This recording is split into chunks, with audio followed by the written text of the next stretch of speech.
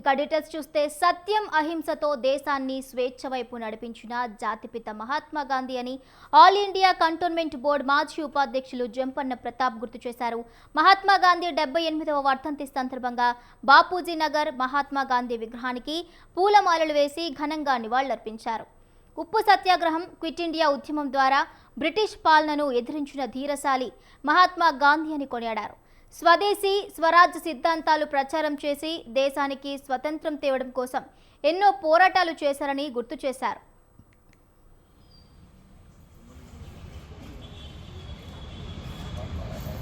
महात्मा गांधी महात्मा गांधी महात्मा गांधी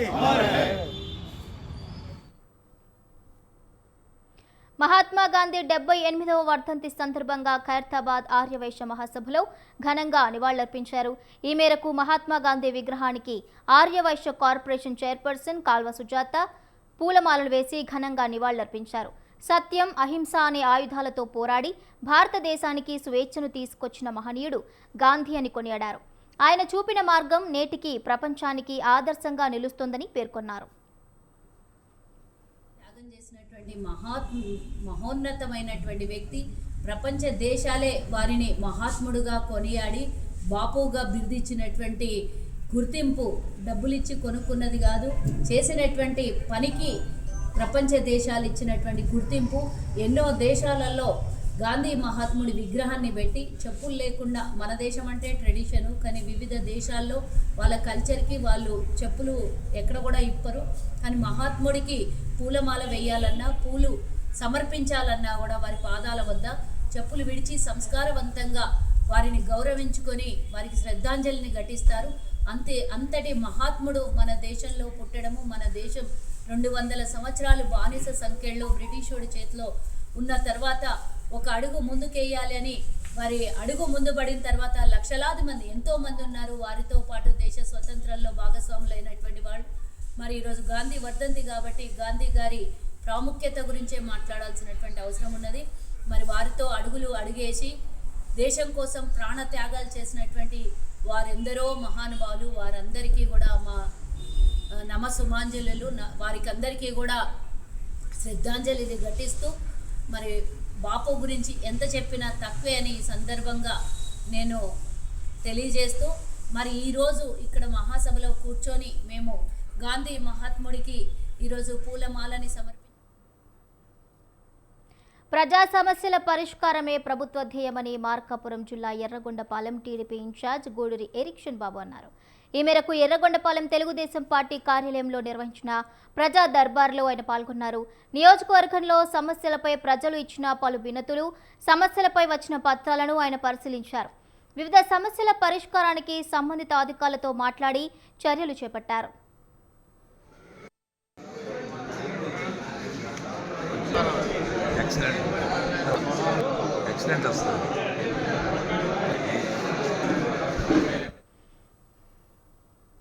ఏలూరు జిల్లా పోలవరం నియోజకవర్గం జీలుగుమిల్లి మండలం బీటీ రోడ్డు పనులకు ఎమ్మెల్యే చిర్రి బాలరాజు శంకుస్థాపన చేశారు.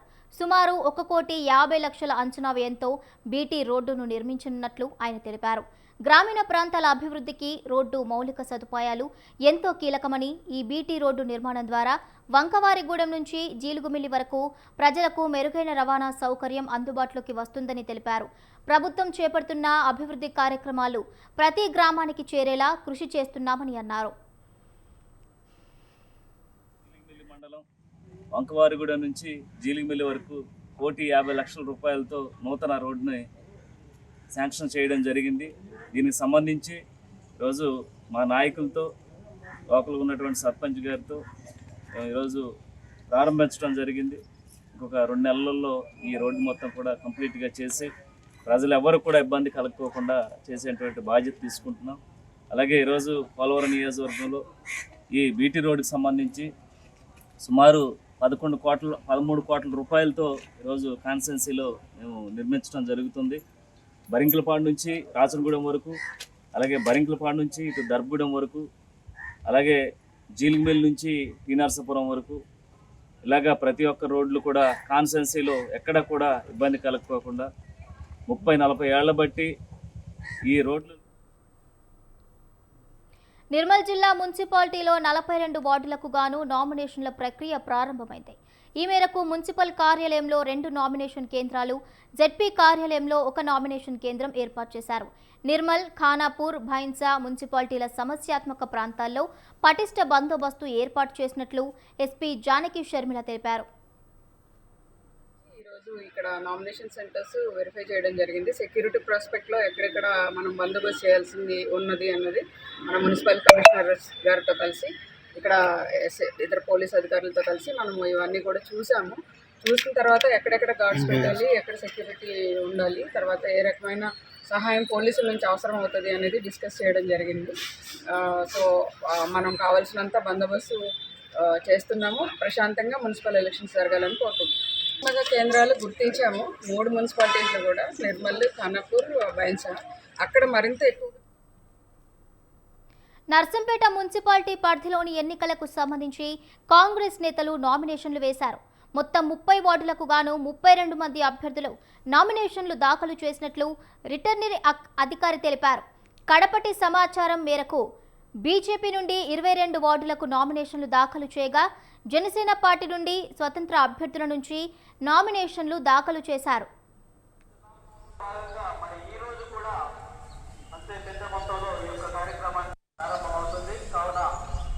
సంక్రాంతి పర్వదినాన్ని పురస్కరించుకొని పాడి సంపద దేశ సంపదగా భావించి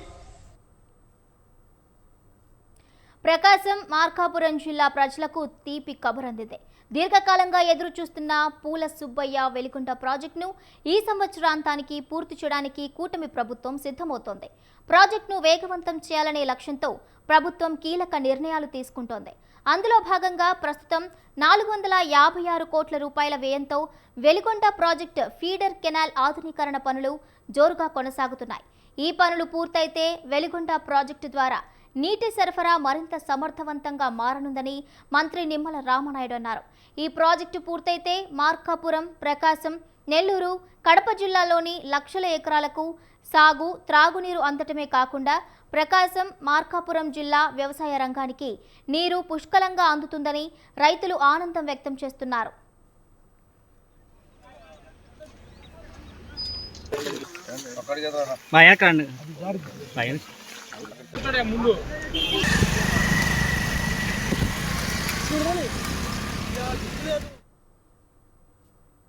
ఐఏఎస్, ఐపీఎస్లను తయారు చేసే దిశగా ధనిక్ భారత్ ఇంటర్మీడియట్ కాలేజీలు ఉన్నాయని మినిస్ట్రీ ఆఫ్ డిఫెన్స్ మాజీ డిప్యూటీ డైరెక్టర్, ధనిక్ భారత్ విద్యాసంస్థల డైరెక్టర్ బాలలత అన్నారు.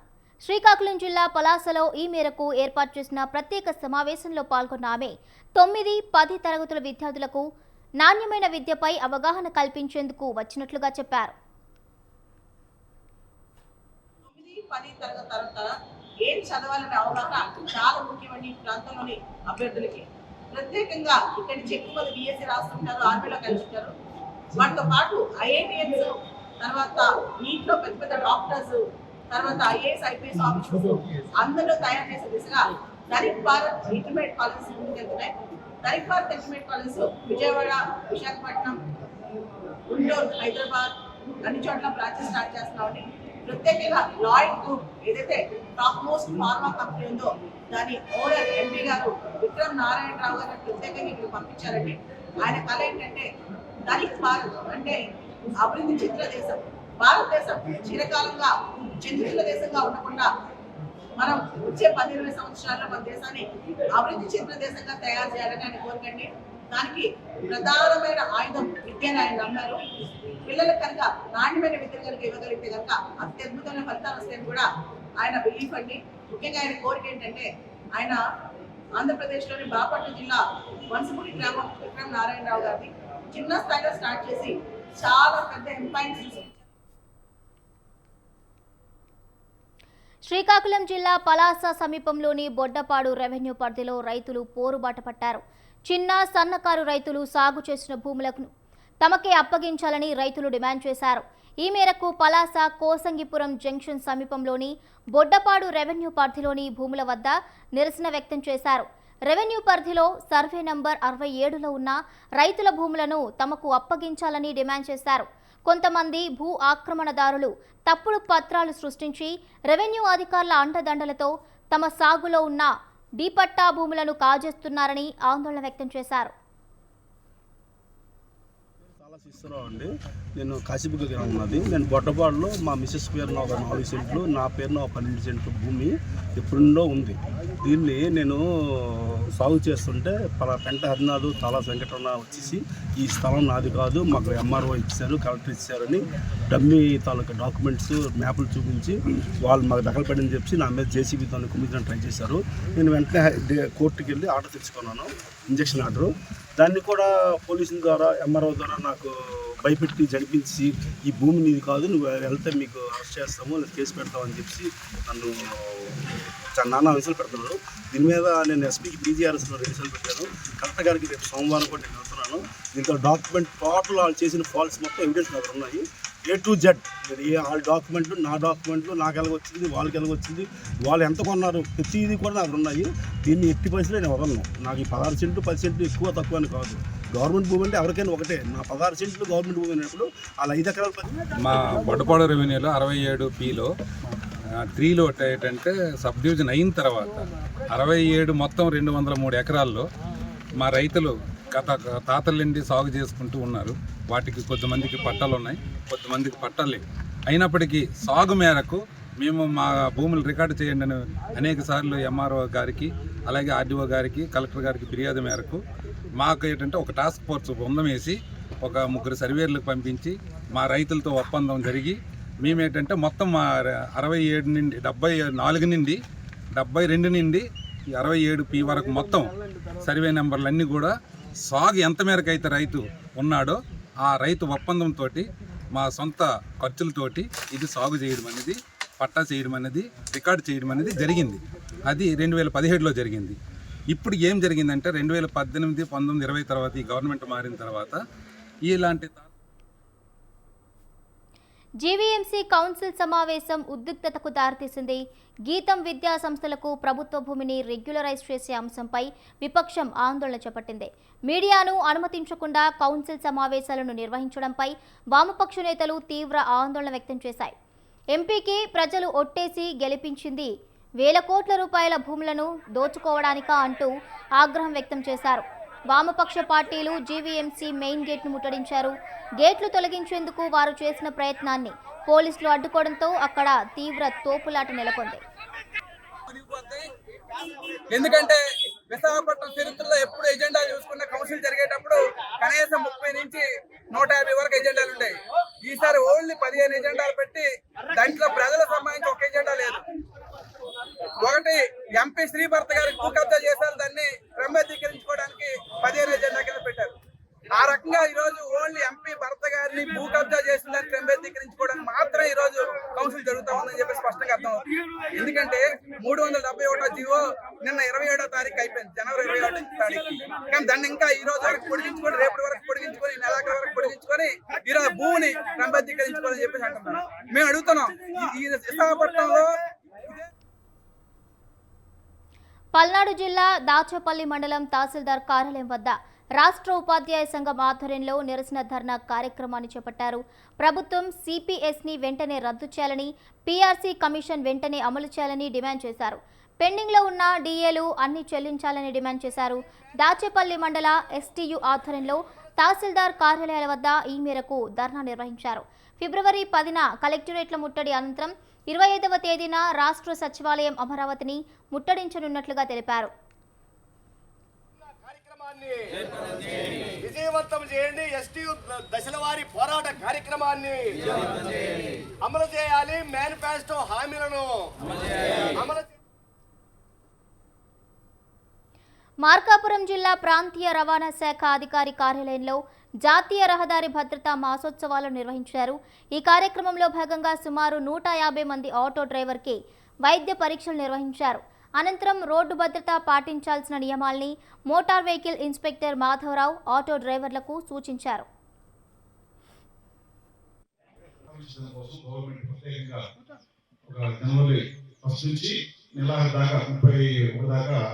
ఈ ప్రోగ్రామ్ ఖచ్చితంగా అందులో రోడ్ సేఫ్టీ గురించి పాటించాల్సి ఉంటుంది. ప్రతి ఒక్కరు కూడా మనం ఈ నియమాలు ఖచ్చితంగా మనం పాటిస్తే మనకు యాక్సిడెంట్ అనేది మనం నివారించుకోవచ్చు. ఇప్పుడు చాలా వరకు కూడా మనకు యాక్సిడెంట్ తగ్గినాయి. ఇటీవల కాలంలో పట్టిపోయిన సంవత్సరం ఇప్పుడు తగ్గినాయి. ఎందుకంటే మీరు జాగ్రత్తలు తీసుకుంటే ఎట్టి పరిస్థితుల్లో కూడా యాక్సిడెంట్ జరగడానికి ఆస్కారం లేదు. మీ అజాగ్రత్తలు అదనడం. ఎందుకంటే మీరు చేసే పనులు ఇంకా డేంజర్ అయినది ఒకటి ఉంది, మీకు అందరికి తెలిసే ఉంటుంది. లాంగ్ డిస్టెన్స్ వెళ్ళే వాళ్ళకి ఎర్లీ మార్నింగ్ యాక్సిడెంట్స్ అవుతాయండి.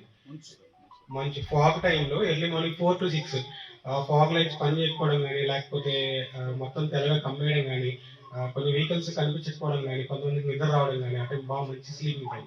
సో అలా మీకు తెలియకుండానే చాలాసార్లు డ్రౌజినెస్ ఒక 2-3 సెకండ్లు కొనికేసి డ్రైవ్ ఎక్స్పీరియన్స్ ఉన్నారో అలా వెళ్ళిపోతారు. కానీ కొత్తగా డ్రైవ్ చేసే వాళ్ళకి ఏంటంటే కొంచెం ఇలా యాక్సిడెంట్ చేయడానికి స్కోప్ ఎక్కువగా ఉంటుంది. ఇది కొంచెం జాగ్రత్తగా గమనించుకోండి. అలాగే వీటితో పాటుగా కొంచెం మందులు వాడేవాళ్ళు ఉంటారు. షుగర్ చాలా మందికి ఉండే ఉంటుంది, డయాబెటిక్ పేషెంట్స్ ఉండే ఉంటారు. సో డయాబెటీస్ వల్ల కొన్నిసార్లు వివిధ కారణాలతో అంగవైకల్యానికి గురైన దివ్యాంగులకు సోమాజిగూడ ప్రెస్ క్లబ్లో ట్రైసైకిల్స్ను అందించారు. Rotary club of Madras east, మువాటే టెక్నాలజీస్ ప్రైవేట్ లిమిటెడ్ సంయుక్త ఆధ్వర్యంలో నిర్వహించిన ఈ కార్యక్రమంలో పీడబ్ల్యూడీ శైలజ ముఖ్య అతిథిగా హాజరయ్యారు. మువాటే director Suresh Kumar rotary club ప్రతినిధులతో చేతుల మీదుగా ట్రైసైకిల్స్ను అందజేశారు.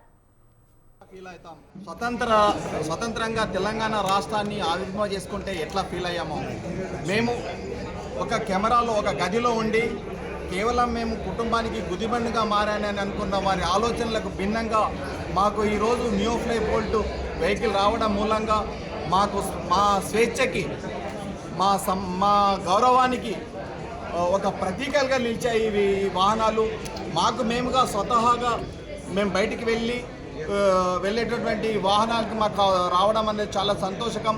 ఎందుకంటే పూర్తిగా చీకటిమయంలో ఉన్న వానికి వెలుగును ప్రసాదిస్తే ఎంత ఆనందపడతాడో, మేము కేవలం కంచానికి మంచానికే పరిమితమై ఇంట్లో ఉన్న మాకి ఈ వాహనాలు రావడం మూలంగా మేము సమాజంలోకి, వీధుల్లోకి సాధారణ పౌరుల వల్లే రావడమే కాకుండా కుటుంబానికి గుదిబండగా మారినామనుకునే వాళ్ళకి మేము జవాబుదారీగా మేము కుటుంబానికి గుదిబండ కాదు, మేము బలం అని చెప్పేసి నిరూపించి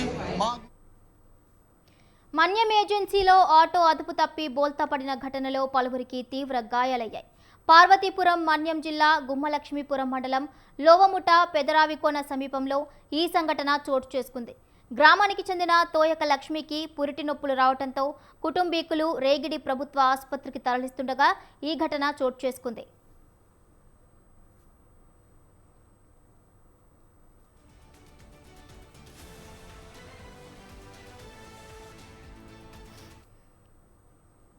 శ్రీ సత్యసాయి జిల్లా కదిరి మండలం కుమ్మరవాండ్లపల్లి శివారు అటవీ ప్రాంతంలో చిరుతపులి సంచారం స్థానికులను భయాందోళనకు గురిచేస్తోంది.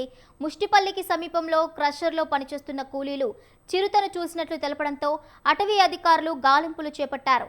అటవీ ప్రాంతంలో చిరుత పిల్లల పాద ముద్రికలను సేకరించారు.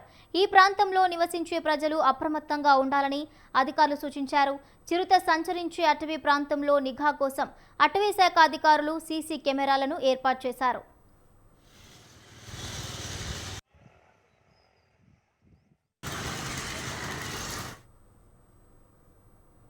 అల్లూరి జిల్లా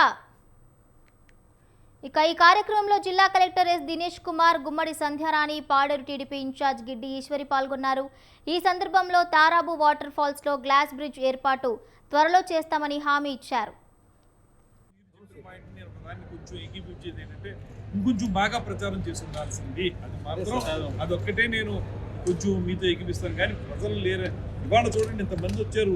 2:30కి నేను రాజమండ్రి లాంటి టౌన్లోనూ, విశాఖపట్నం లాంటి సిటీలోనూ ఆ జనాలు కూర్చుంటారు, అక్కడే కూర్చోరు. అలాంటిది ఇక్కడ ఇవాళ అద్భుతంగా ఇంత ఎవరు కదలకుండా కూర్చున్నారు. మీటింగ్ అయిన తర్వాత బయటికి వెళ్ళారు.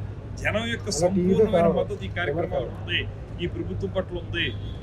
ఇలాంటి ఉత్సవాలు చూస్తే ఖచ్చితంగా ఇప్పుడున్నటువంటి పరిస్థితుల్లో అందరూ బీపీలు, షుగర్లో ఉన్నటువంటి ఈ పరిస్థితుల్లో అందరూ కూడా తీసుకుంటున్నటువంటి ఫుడ్ ఏమిటి అంటే మీ అందరికీ తెలుసు, మిల్లెట్స్. అలాంటి మిల్లెట్స్తో వివిధ రకాలైన వంటలు చేసి పెట్టడం కానీ, ఈరోజు ఇంత ఆహ్లాదకరమైన వాతావరణంలో మనం చేస్తున్నటువంటి ఈ కార్యక్రమాలని దయచేసి అందరూ రండి, చూడండి, ఈ వాతావరణాన్ని తిలకించండి. అందరూ కూడా ఉత్సవాలు ఎలా అయితే మన సంక్రాంతి పండుగ 3 రోజులు చేసుకుంటామో, ఎలాగైతే మా గిరిజనులందరూ అమ్మవారి పండుగ 3 రోజులు చేసుకుంటామో, అలాగే ఇక్కడ 3 రోజుల ఉత్సవాలు. ఈ ఉత్సవాలు మహాశివరాత్రి బ్రహ్మోత్సవాలు ప్రారంభం కానున్న నేపథ్యంలో శ్రీశైల మల్లికార్జున స్వామి దర్శనానికి కర్ణాటక రాష్ట్రం నుంచి వేలాది మంది భక్తులు పాదయాత్రగా బయలుదేరారు. నంద్యాల జిల్లా ఆత్మకూరు సమీపంలోని వెంకటాపురం నుంచి అటవీ మార్గం ద్వారా వెళ్లేందుకు ఫారెస్ట్ అధికారులు అనుమతులు ఇవ్వకపోవడంతో మార్కాపురం జిల్లా దోర్నాల మీదుగా భక్తుల భారీ పాదయాత్ర ప్రారంభమైంది. ఇక కాలినడకన కఠిన దీక్షతో అచంచలమైన భక్తితో భక్తులు శ్రీశైల మహాక్షేత్రం వైపు సాగుతున్నారు.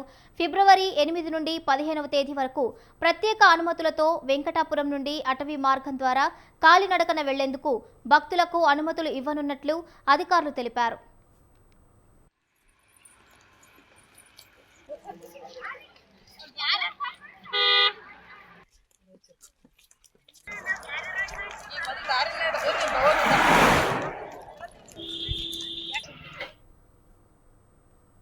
కర్నూలు జిల్లా ఎమ్మిగనూరు మండల పరిధి దేవిబెట్ట గ్రామంలో వెలసిన శ్రీరంగస్వామి మహారథోత్సవం అంగరంగ వైభవంగా సాగింది. వేద పండితులు వేద మంత్రాలతో మహారథోత్సవం కొనసాగింది. ఈ ఉత్సవంలో ఎలాంటి అవాంఛనీయ సంఘటనలు జరగకుండా పటిష్ట పోలీసు బందోబస్తును ఏర్పాటు చేశారు. ఈ కార్యక్రమంలో గ్రామ సర్పంచ్ వెంకట్రామిరెడ్డి, మాజీ సర్పంచ్, టీడీపీ సీనియర్ నాయకులు జి సోమేశ్వరరెడ్డి, గ్రామ ప్రజలు, భక్తులు పాల్గొన్నారు.